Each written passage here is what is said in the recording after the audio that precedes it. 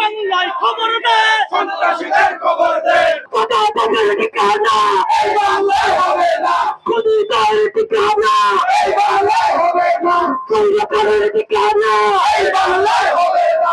এভাবে সন্ত্রাসী কার্যক্রমে তারা যায়, তাহলে মানুষের নিরাপত্তা কোথায়? আমরা তো পশুকে এভাবে পিঠে মারতে পারি না, সেভাবে মানুষকে তারা যে রাজপথে পিঠে মেরেছে, সারা বিশ্ব তাদের নির্বাক হয়ে গেছে।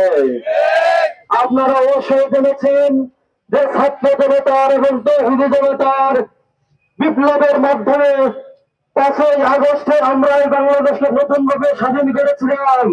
আমরা ভেবেছিলাম দেশটা মনে হয় শান্তিতে চলবে, আমরা মনে হয় নিরাপদে ঘুমাতে পারবো, কিন্তু আমরা যা দেখছি, আমরা দেখেছি একটি বিশেষ মহল বাংলাদেশকে একটি সন্ত্রাসী রাষ্ট্রে পরিণত করেছে।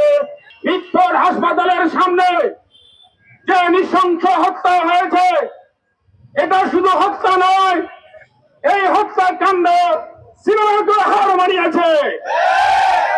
সংগ্রামী ভাইরা আমার, একটা সভ্য জাতি কখনো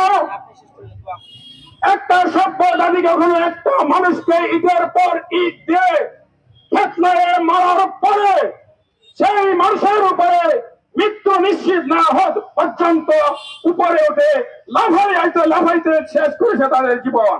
একটি মহলের তারা সব সময় চলাফেরা করে, তাদের কোন আইনের রাস্তায় আনা হয় না। এরকম চাঁদাবাজ দখলদারদেরকে এই তেঁতুলিয়া থেকে এবং সারা বাংলাদেশ থেকে উচ্ছেদ করতে হবে। এবং আপনারা দেখেছেন যে সন্ত্রাসী ভাবে একজন ভাইকে চাঁদা না দেওয়ার কারণে হত্যা করেছে, এখনো তাদের বিচার করা হয় নাই।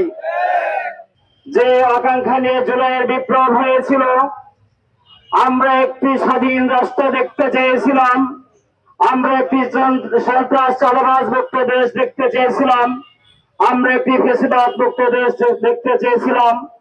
আমাদের কিছুদিন যেতে না যেতে সেই স্বপ্ন ভঙ্গ হয়েছে। আমাদের দেশকে চাঁদা তোলার নামে সন্ত্রাসের জনপদে পরিণত করা হয়েছে। আমাদের দেশকে আবারও সেই ভারতীয় আধিপত্যবাদের কাছে তুলে দেওয়ার জন্য পায় তারা চলছে।